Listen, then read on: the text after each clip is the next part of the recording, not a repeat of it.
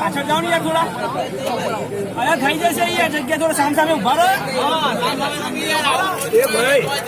લેવું પડે બસ યાર તમે થોડા પાછળ જો કઈ યાર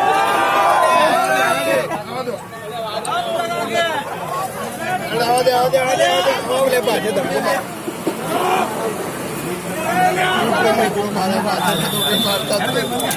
એ બાપુ હું જોઈએ પાછળ જા નહીં યાર